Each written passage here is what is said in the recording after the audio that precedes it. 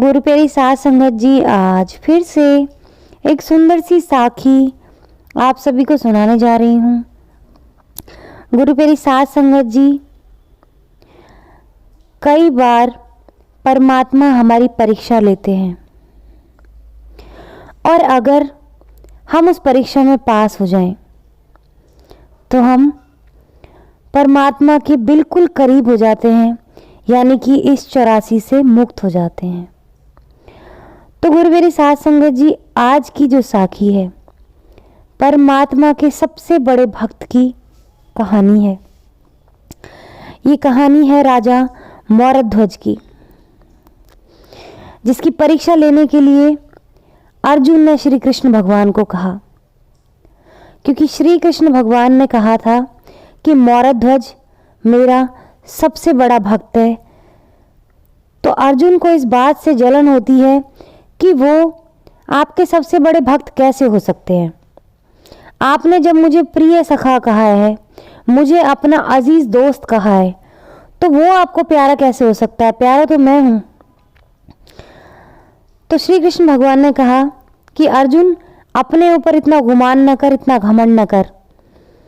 तुझसे बड़े भक्त तो मेरे पशु पक्षी भी हैं, तो तू तो आखिर मौरध्वज से अपनी तुलना करने चला है। मौरध्वज के सामने तू कुछ नहीं है। गुरु प्यारी साध संगत जी, इस बात पे अर्जुन को बहुत गुस्सा आता है और अर्जुन कहते हैं कि ठीक है, मैं उसकी परीक्षा लेना चाहता हूं। मैं नहीं मानता कि वो मुझसे बड़ा भक्त है। आखिर कर क्या सकता है आपके लिए? श्री कृष्ण भगवान ने कहा कि परीक्षा लेने से पहले सोच लो, कहीं डगमगा मत जाना। गुरु प्यारी साध संगत जी, अर्जुन ना माना, जिद पे अड़ गया। श्री कृष्ण भगवान ने युधिष्ठिर को साथ लिया और अर्जुन को साथ लिया। युधिष्ठिर को शेर का रूप दे दिया और अर्जुन और खुद को साधु का रूप, और चल पड़े राजा मौरध्वज की तरफ। उनके महल पहुंचे। जैसे ही दरवाजे पर पहुंचे और जैसे ही दरबार में जाके राजा को बताया, राजा खुद अपना सिंहासन छोड़ के दरवाजे पर पहुंच गया और कहा कि महात्मा, कैसे आना हुआ? आखिर मैं क्या सेवा कर सकता हूं आपकी? तो साधु के भेष में श्री कृष्ण भगवान ने कहा कि हमारे साथ हमारा शेर आया है, ये भूखा है और इसको खाना चाहिए। तो मौरध्वज ने कहा कि आप जो भी चाहते हैं वो इसको सब कुछ मिलेगा। आज हमारे यहाँ भोज है बहुत बड़ा, ये चाहे कुछ भी खा सकता है। श्री कृष्ण भगवान ने कहा कि ये शाकाहारी खाना नहीं खाता, ये मांस खाता है। तो राजा ने कहा ठीक है, ये जिस भी जानवर का मांस खाना चाहता है, इसको वो जानवर लाकर दे दिया जाएगा। श्री कृष्ण भगवान ने कहा कि ये जानवर का भोजन नहीं करेगा, जानवर का मांस नहीं खाएगा, किसी इंसान का मांस खाएगा। मौरध्वज राजा सोच में पड़ गए। तो श्री कृष्ण भगवान ने कहा कोई बात नहीं, तुम्हारे पास अगर मानस का मांस नहीं है तो हम लोग यहाँ से भूखे ही लौट जाएंगे, तेरे दरवाजे से खाली लौट जाएंगे। हमने सुना था कि तू बहुत बड़ा दानी है और किसी को भी अपने दरवाजे से खाली लौटने नहीं देता। मौरध्वज राजा ने कहा कि आपने सही सुना है, मेरे दरवाजे से कोई खाली नहीं जा सकता और आप भी खाली नहीं जाएंगे। आपको जिस भी इंसान का मांस चाहिए वो आप ले सकते हैं। उन्होंने कहा पहले वचन भर।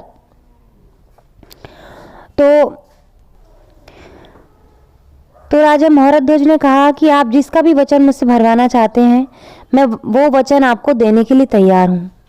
श्री कृष्ण ने कहा सोच ले। उन्होंने कहा मैंने सोच लिया, आप जो भी कहना चाहते हैं मुझसे कहिए।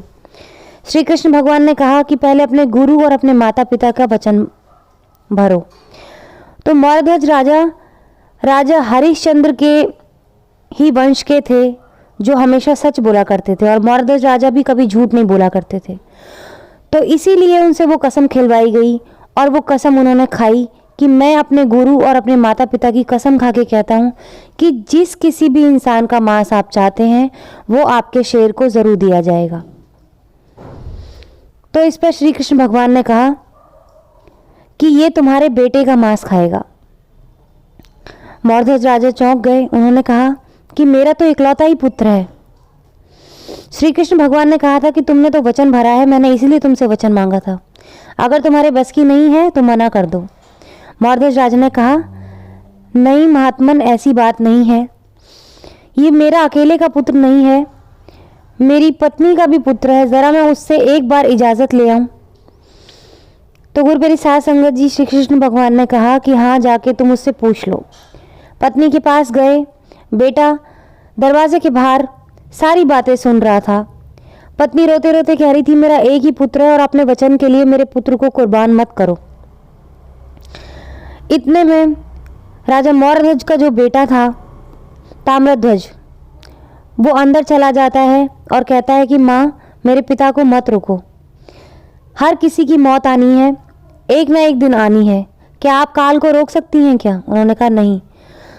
तो ताम्रध्वज ने कहा, तो फिर मेरे काल को कैसे रोक सकती हैं? आज मेरा काल साक्षात आया है और पिता के वचन को खाली ना जाने दें। मेरे पिता कभी झूठ नहीं बोलते। माँ मजबूर हो जाती है और बच्चे को ले जाती हैं महात्मा के सामने। फिर श्री कृष्ण भगवान कहते हैं कि एक वचन और चाहिए मुझे मौर्धज। उन्होंने कहा, बोलो बेटा, तो मांग ही लिया, आप कौन सा वचन चाहिए? श्री कृष्ण भगवान ने कहा कि इसको तुम और तुम्हारी पत्नी 2 हिस्सों में काट कर मेरे शेर के आगे डालोगे।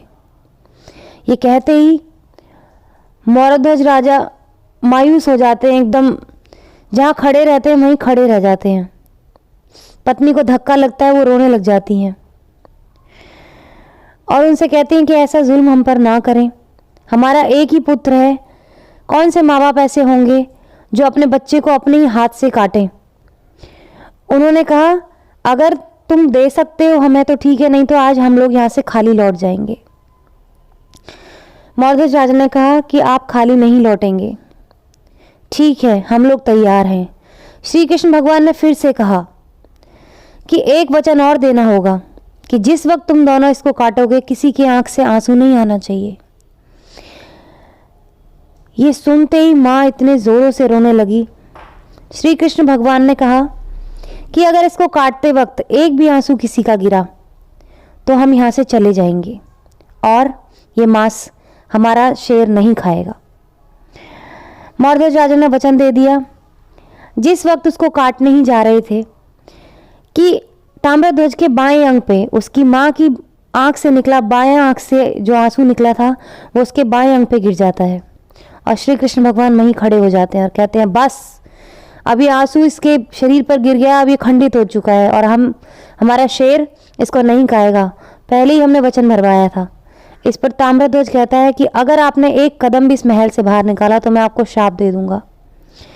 मेरे बाएं अंग पे ही तो आंसू गिरा है, मेरे दाएं अंग पर तो नहीं गिरा। आप दायां अंग इस शेर को खिला सकते हैं।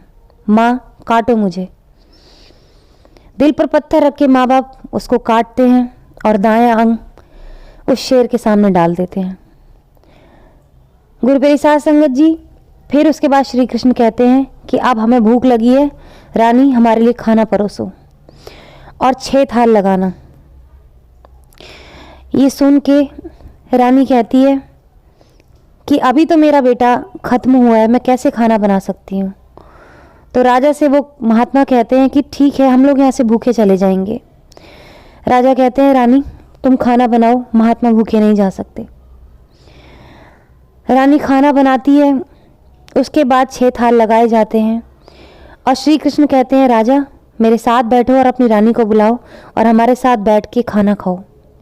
राजा रो पड़ता है और कहता है, ऐसा जुल्म ना करें, मेरा बेटा अभी ख़त्म हुआ है, अपने हाथों से आपने उसकी बलि ली है, मैं कैसे खाना खा सकता हूँ? मेरे हलक से कैसे निवाला उतरेगा?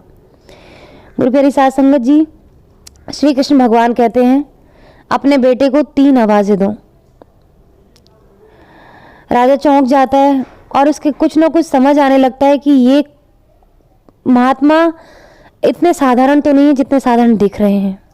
वो कहते हैं, क्यों मजाक करते हो? मेरा बेटा अभी तो आपने काट के अपने शेर को खिला दिया। उन्होंने कहा, मेरी बात मानो, अपने बच्चे को आवाज़ दो। पहली आवाज़ देते हैं राजा वो नहीं आता।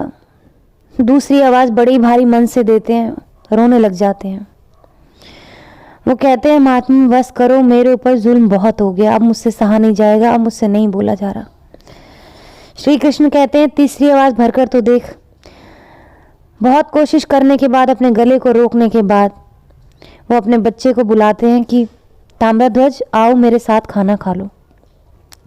गुरुप्रसाद संगत जी तीसरी आवाज़ मारते ही ताम्रध्वज सामने से दौड़ते हुए चले आते हैं और अपने पिता के गले लग जाते हैं। ये चमत्कार देख के मौर्यध्वज उनके पैरों में गिर जाते हैं और कहते हैं अब तो अपने असली रूप में आ जाओ, मेरी बहुत परीक्षा ले ली। तो गुरुप्रसाद संगत जी तीनों अपने रूप में आ जाते हैं और सारी कहानी उनको सुना देते हैं कि क्यों ये तुम्हारे साथ इस तरह से किया गया। तो श्री कृष्ण भगवान ने मौर्यध्वज से कहा कि जब हम दरवाजे पे आए थे, तुमने भी गुरु से कहा था कि आप लोगों को खाली नहीं जाने दिया जाएगा और मैं सबसे बड़ा दानी हूँ। इसी बात से तुम्हारी परीक्षा को इतना कठोर बनाया गया और ये परीक्षा अर्जुन चाहता था। उन्होंने कहा क्यों अर्जुन, अब तो तुम्हें जवाब मिल गया होगा। अर्जुन गर्दन झुका के उनसे माफ़ी मांगने लग जाते हैं। तो गुरुप्रसाद संगत जी मौर्यध्वज श्री कृष्ण भगवान से कहते हैं कि भगवान मैं आपसे इतनी ही प्रार्थना करता हूँ, मैं ज़्यादा बड़े बोल तो नहीं बोल सकता, बस इतनी प्रार्थना करना चाहता हूँ कि किसी और की इतनी परीक्षा मत लेना, नहीं तो उसका विश्वास आप पर से उठ जाएगा, परमात्मा से उठ जाएगा, वो शायद परमात्मा का नाम दोबारा ना ले सके। तो गुरुप्रसाद संगत जी परमात्मा ऐसे ही हैं, हमारी परीक्षा लेते हैं, हमें ऐसा लगता है कि हमने सब कुछ खो दिया है, लेकिन उस परमात्मा ने हमसे कुछ नहीं छीना होता, हम सिर्फ भ्रम में जी रहे होते हैं। और अगर हम अपने दिमाग पे और दिल पे काबू करके वो परीक्षा में पास हो जाते हैं तो उस परमात्मा के और भी करीब हो जाते हैं। तो गुरुप्रसाद संगत जी परमात्मा की दी परीक्षा से कभी ना घबराएं, हमेशा उसका नाम लेके उस परीक्षा को पास करें। गुरुप्रसाद संगत जी आज इसी के साथ इस सुंदर सी साखी को यहीं समाप्त करना चाहूँगी। मिलती हूँ आपसे अपनी अगली वीडियो में नई साखी के साथ।